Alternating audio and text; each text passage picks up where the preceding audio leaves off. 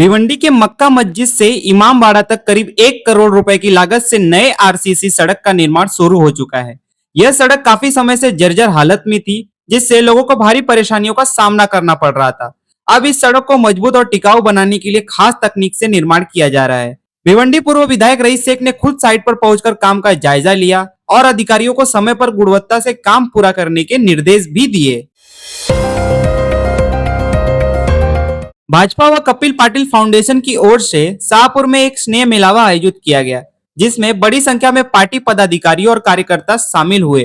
कार्यक्रम में पूर्व विधायक पांडुरंग वरोरा, भास्कर जाधव, शिवाजी अधिकारी समेत कई प्रमुख नेता मौजूद रहे। इस मौके पर आगामी जिला परिषद व पंचायत समिति चुनाव की रणनीति और केंद्र राज्य सरकार की योजनाओं को लेकर विस्तार से चर्चा की गई।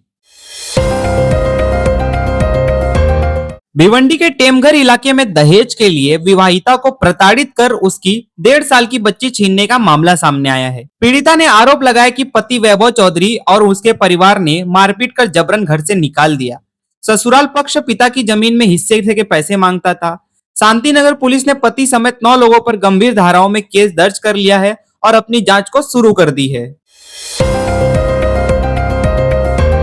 भिवंडी के पिंपलास इलाके की एक लॉजिस्टिक कंपनी में काम न मिलने से नाराज युवक संदीप ने 7 से 8 साथियों के साथ पहुंचकर सिक्योरिटी मैनेजर को जान से मारने की धमकी दी। आरोपी ने कहा कि अगर काम नहीं मिला तो ऑफिस बंद करवा देगा। सिक्योरिटी मैनेजर की शिकायत पर कोनगांव पुलिस संदीप समेत अज्ञात लोगों के खिलाफ मामला दर्ज कर अपनी जांच शुरू कर दी है। भिवंडी के स्कूल नंबर 65 में आयोजित सत्कार समारोह में विधायक रईस शेख हुए शामिल। इस कार्यक्रम में स्कूल प्रबंधन समिति और पूर्व छात्रों ने उनका सम्मान किया। विधायक रईस शेख ने छात्रों, शिक्षकों और स्टाफ से मुलाकात की और उनकी मेहनत, लगन और उपलब्धियों की सराहना की। उन्होंने शिक्षा के क्षेत्र में स्कूल की भूमिका को सराहते हुए इसे भिवंडी के लिए गर्व का विषय बताया। सांसद सुरेश मात्रे बाल्या मामा ने संसद के मकर द्वार के सामने विरोधी सांसदों के साथ मिलकर जोरदार विरोध प्रदर्शन में हिस्सा लिया। उन्होंने बिहार की मतदाता सूची जांच, पहलगाम आतंकी हमला और ऑपरेशन सिंदूर जैसे गंभीर मुद्दों पर प्रधानमंत्री से जवाब और खुली चर्चा की मांग की। बाल्या मामा ने सरकार पर लोकतंत्र की अनदेखी और संसद की कार्रवाई को बाधित करने का आरोप भी लगाया।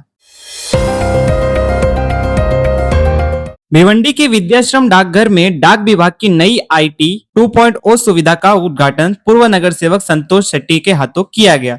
यह सुविधा डाक सेवाओं को डिजिटल, पारदर्शी और तेज बनाने की दिशा में एक बड़ा कदम है। पोस्ट मास्टर दिलीप बांबरे ने बताया कि इससे ग्राहक देश भर में डाक सेवाओं का आसानी से वो लाभ ले सकेंगे। उद्घाटन समारोह में बड़ी संख्या में कर्मचारी और नागरिक मौजूद थे।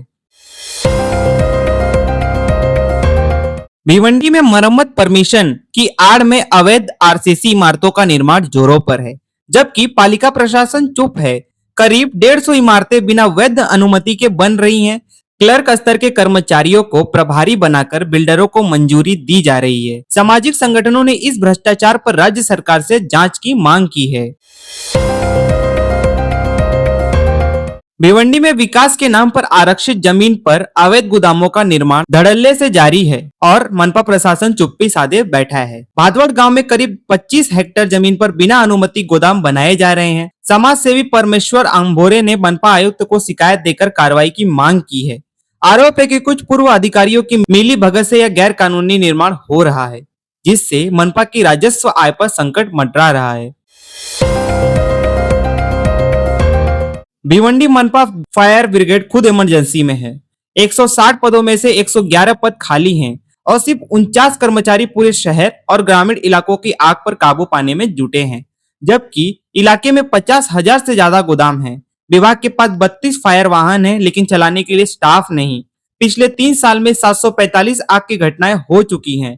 फायर स्टेशन की मांग सालों से लंबित है और प्रशासनिक लापरवाही से नागरिकों की सुरक्षा खतरे में है।